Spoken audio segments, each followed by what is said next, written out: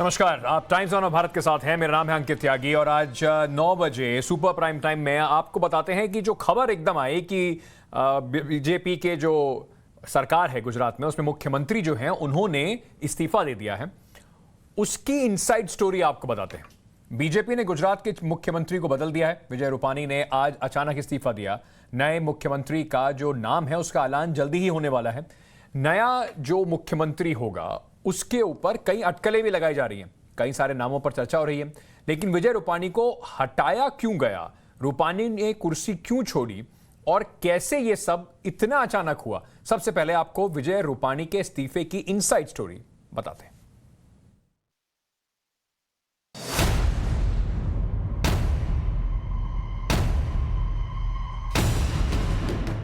गुजरात में सीएम बदलने की अटकलें तो बहुत पहले से थी, लेकिन विजय रूपानी अचानक कुर्सी छोड़ देंगे, किसी को भी ये भनक नहीं थी। रूपानी दोपहर अचानक अपने घर से निकले, राजभवन पहुंचे, राज्यपाल आचार्य देवव्रत से मिले तो उनके हाथ में इस्तीफा था।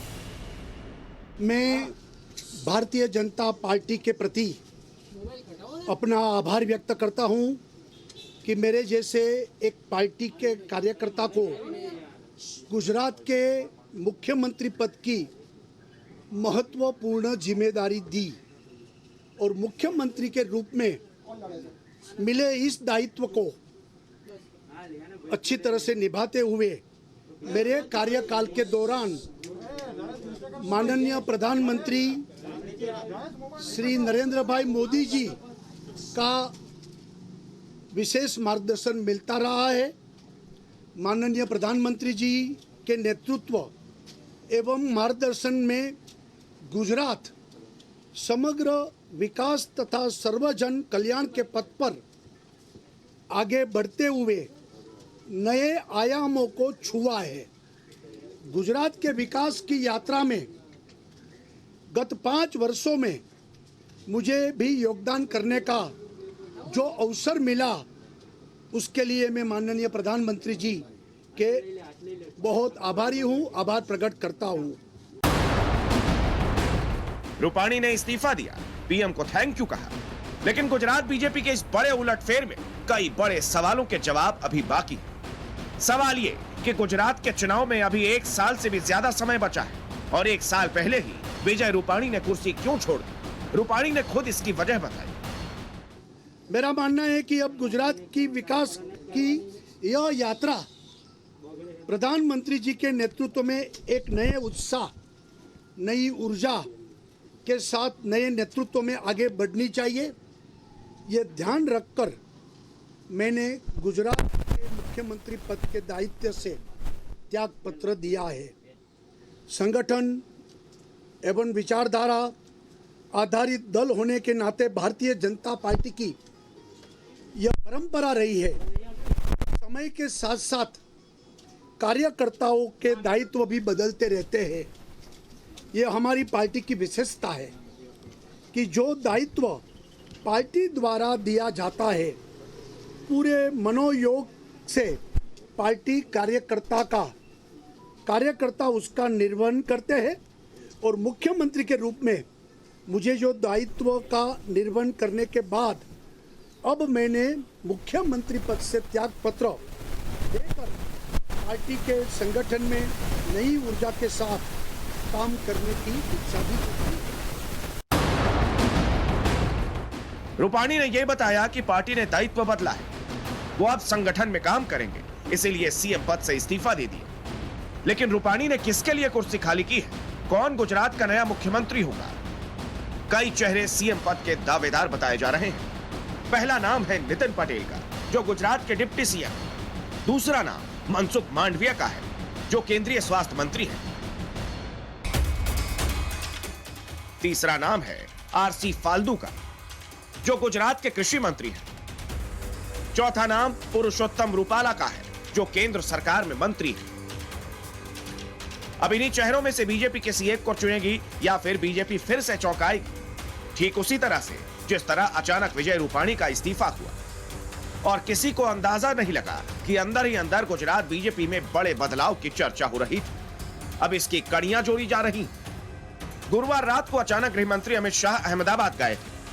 अमित शाह का अहमदाबाद जाने का कोई तय कार्यक्रम नहीं था। आज ही अहमदाबाद में प्रधानमंत्री नरेंद्र मोदी ने सरदार धाम भवन का उद्घाटन किया था।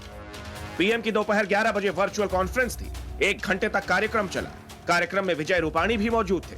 कुछ ही घंटे के बाद अचानक विजय रूपाणी ने इस्तीफा देने का ऐलान कर दिया। इसी ने सबको चौंका दिया, लेकिन पिछले चुनाव से पहले भी ऐसा ही हुआ था। 2017 में चुनाव से 1 साल पहले तत्कालीन सीएम आनंदीबेन पटेल को हटाया गया था। तब आनंदीबेन पटेल की जगह विजय रूपाणी को पहली बार सीएम बनाया गया था।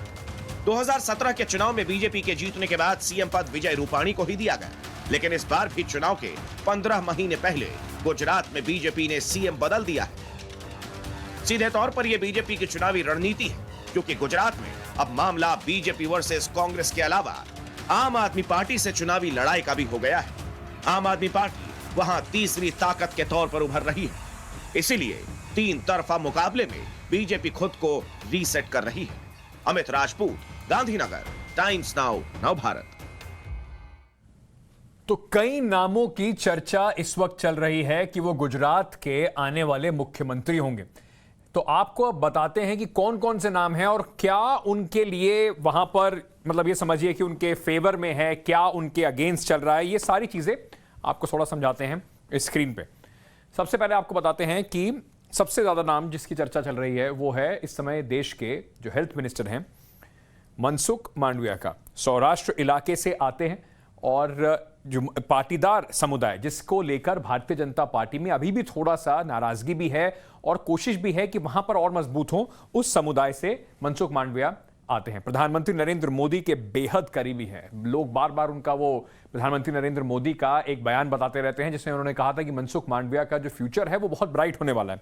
उसके साथ ही साथ मोदी कैबिनेट में अभी शाम प्रमोट हुए हैं, एक प्रभावी मंत्री के रूप में देखे जाते हैं। परफॉर्मेंस जो है इनकी, हर्षवर्धन को हटाकर इनको स्वास्थ्य मंत्रालय दिया गया, सबसे जरूरी मंत्रालय। कोविड की सेकेंड वेव की अगर गाज गिरी हर्षवर्धन पर तो इनको उसका फायदा भी हुआ, इनको बड़ी जिम्मेदारी सौंपी गई। इसके बाद पुरुषोत्तम रुपाला बीजेपी के पुराने बड़े नेता हैं, सौराष्ट्र से ये भी आते हैं और साथ ही साथ पाटीदार समुदाय से भी हैं। तो ये पाटीदार समुदाय को जो साधने की कोशिश है उसमें उनका ये दूसरा बड़ा नाम है। प्रधानमंत्री नरेंद्र मोदी के ये भी बहुत करीबी दिखाई पड़ते हैं। कैबिनेट में इन्हें भी प्रमोशन अभी हाल ही में मिली है और कैबिनेट मंत्री का दर्जा अभी इनको जो हाल ही में रिशफल हुआ है उसमें इनको ये दर्जा दिया गया है। अब आपको बताते हैं तीसरा नाम जिसके बारे में बात चली, नितिन पटेल 2016 से मुख्यमंत्री पद की रेस में हैं। इस वक्त भी गुजरात की कैबिनेट में मंत्री हैं। इनकी जगह विजय रूपाणी को चुना गया था। उस वक्त भी बड़ी बातें चली थी कि कुछ इनके बीच में अनबन है, कुछ दिक्कतें चल रही हैं। नितिन पटेल इस समय डेप्यूटी चीफ मिनिस्टर के तौर पर जो वहां की कैबिनेट है उसमें काम कर रहे हैं और साथ ही साथ बीजेपी ने पहली बार गुजरात में नितिन पटेल को खुश करने के लिए डेप्यूटी चीफ मिनिस्टर का जो पद है वो वहां पर बनाया था।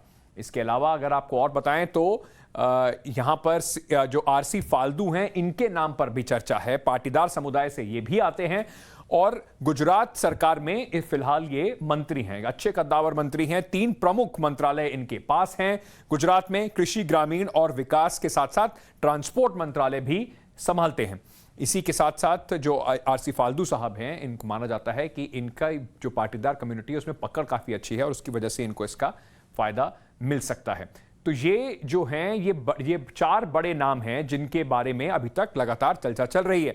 अब मुख्यमंत्री बदलने की कुछ वजहों पर भी फटाफट बात कर लेते हैं। अगले साल विधानसभा का चुनाव है, 2022 में नवंबर दिसंबर में गुजरात में असेंबली इलेक्शन होंगे। चेहरा बदलकर विपक्ष के हमले को कम करने की कोशिश की जा रही है। विजय रूपाणी के खिलाफ काफी एक एंटी इनकम्बेंसी का माहौल जो है उसको काटने की कोशिश है। नई रणनीति के साथ नए चेहरे पर दांव लगा रहे हैं। अब बार बार जब ये बात होगी तो कहेंगे मैं तो अभी आया हूं, रूपाणी साहब चले गए हैं और हम अब अच्छा करके दिखाएंगे। 4 साल की एंटी इनकम्बेंसी को कम करना एक बड़ा मकसद है और साथ ही साथ 4 साल में विजय रूपाणी वो धाक नहीं जमा सके कि 2022 पे उन पे दांव लगाया सके। एक इंप्रेसिव चीफ मिनिस्टर वाली बात जो है वो नहीं दिखाई पड़ी विजय रूपाणी में। पटेल समुदाय को भी साधना है, पाटीदार समुदाय जो है उसको साधने की कोशिश की जा रही है और साथ ही साथ विजय रूपाणी जैन समुदाय से आते हैं तो ये भी एक बड़ा कास्ट कॉम्बिनेशन फैक्टर जो है, एक बड़ा फैक्टर है उनको वहां से हटाने का। गुजरात में पटेल वोट बैंक का दबदबा है, बड़ा वोट बैंक है और पार्टी के विरोधी गुटों को साधने की भी कोशिश की जा रही है, पार्टी के अंदर की भी पॉलिटिक्स को साधने की कोशिश की जा रही है। मुख्यमंत्री के खिलाफ नाराजगी को कम करने की कोशिश है। रूपानी के खिलाफ एक बड़ा कैंप था, नितिन पटेल उस कैंप की अगुवाई भी कर रहे थे। कोरोना की दूसरी लहर के दौरान जो गुजरात में हमने देखा, अहमदाबाद के अस्पतालों के बाहर जो लाइनें लगी हुई देखी, उसको भी कहीं ना कहीं से कम करने की कोशिश की जा रही है। और कोशिश यही है कि किसी ना किसी तरीके से जो अगला जो चुनाव आने वाला है वहां पर जो पूरा खेल है, पार्टी को रूपानी के खिलाफ गुस्से का फीडबैक लगातार मिल रहा था, इस वजह से मुख्यमंत्री को अपनी कुर्सी से हाथ धोना पड़ा। अब गुजरात को अगले सीएम जो हैं वो कौन होंगे ये तय करना है। इसके लिए कल भारतीय जनता पार्टी के विधायक दल की बैठक होनी है। केंद्रीय गृह मंत्री अमित शाह भी गुजरात जा सकते हैं। गुजरात की राजनीति में बड़ी हलचल है और इस पर लगातार पॉलिटिकल पार्टीज के रिएक्शन आ रहे हैं। कांग्रेस नेता अर्जुन मुंडवारिया ने इसके ऊपर एक रिएक्शन दिया, वो आपको सुनवाते हैं। जिस वजह से आनंदीबेन को स्कैपगोट बनाया गया था, वैसी तरह रूपानी जी को स्कैपगोट, बलि का बकरा बनाया गया है। एक रिमोट कंट्रोल दिल्ली में है, दूसरा रिमोट कंट्रोल सीआर पाटिल के पास है और इसी माहौल में पूरी यहाँ सिस्टम कलेप्ट हो चुकी है। इसलिए ये सरकार ने इस्तीफा तो जरूर दिया है, लेकिन उसको बर्खास्त करके फिर से जनता के सामने जाना चाहिए। अब मैं आपको, बीजेपी ने 6 महीने में 4 मुख्यमंत्री बदले हैं। सिर्फ गुजरात की बात नहीं कर रहा हूं, बाकी राज्यों में भी बदले हैं। तो आपको सबसे पहले दिखाते हैं कि कहां कहां पर ऐसी कोशिश की गई, कहां कहां पर मुख्यमंत्री बदले गए।